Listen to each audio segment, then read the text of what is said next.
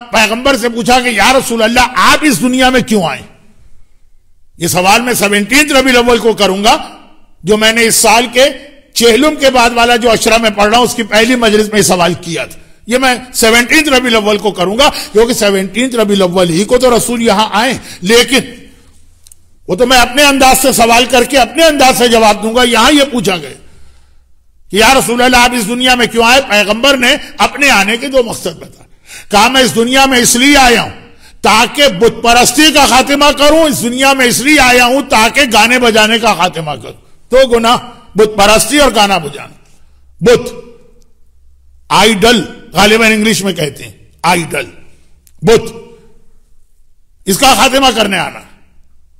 اور یاد رکھیے بتوں کے حوالے سے بت بنانا بھی حرام ہے، چاہے ہم اپنے لیے نہیں بنا رہے بھائی. مارکیٹ میں بیٹھے ہیں، فلاں قوم وہ اپنے گھروں میں بت سجاتی ہے، ہم خالی بیچ رہے ہیں. بت بنانا بھی حرام ہے، بت بیچنا بھی حرام ہے، بت خریدنا بھی حرام ہے، گھروں میں بت رکھنا بھی حرام. بہت سارے ایسے لوگ، بہت ساری قومیں آج بھی دنیا میں ہیں جن کے گھروں میں برکت کے لیے بت رکھے جاتے ہیں. ہم ان کے ہاتھ بیچ بھی نہیں سکتے. اب یہ ایک مسئلہ بتانے کا وقت نہیں ہے، اگرچہ کچھ دلچسپ باتیں. آئیڈل کہتے ہیں غالباً انگریزی میں، میری انگریزی پہ مت جائیے گا لیکن تھوڑا بہت کوشش کرتا ہوں. اچھا ایک بات بتا دوں، ایک چیز ہوتی ہے یہ بت آئیڈل، اور ایک ہوتی ہے اسکلپچر مجسمہ. مجسمہ تصویر جو ہاتھ سے بنائی جاتی ہے وہ تو جائز ہے، لیکن مجسمہ صرف آغا خوئی نے اس کو حرام کہا تھا، لیکن آغا خوئی کے مقلد بہت کم رہ گئے. تو مجسمہ جاندار کا بے جان چیزوں کا مجسمے میں کوئی حرج نہیں، جاندار کا مجسمہ بنانا بھی حرام ہے. اسکلپچر جو پہلے زمانے کے بزرگ سمجھانے کے لیے کہتے تھے جس کا سایہ ہو.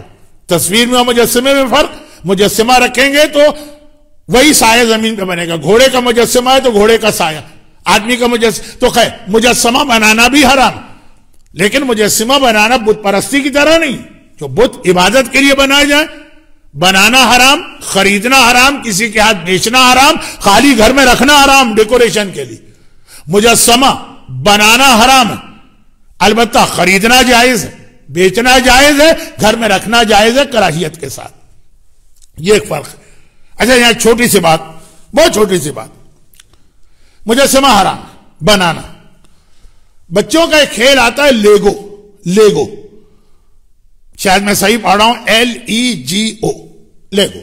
اس کے اندر بعض اوقات وہ جو چھوٹے چھوٹے پیس ہوتے ہیں نا ان کو جوڑ کے مجسمے بنائے جاتے ہیں. کسی کے ذہن میں بھی نہیں ہوتا میں مجسمہ بنا رہا ہوں. وہ چھوٹے چھوٹے پیسز ہوتے ہیں، ان کو آپس میں جوڑتے ہیں، کبھی گھر بنتا ہے، کبھی ٹریکٹر بنتا ہے، کبھی روبوٹ بنتا ہے. اگر روبوٹ جاندار ہو لیکن وہ انسان کی شکل تو ہوتی، وہ بھی حرام ہے، وہ بھی حرام.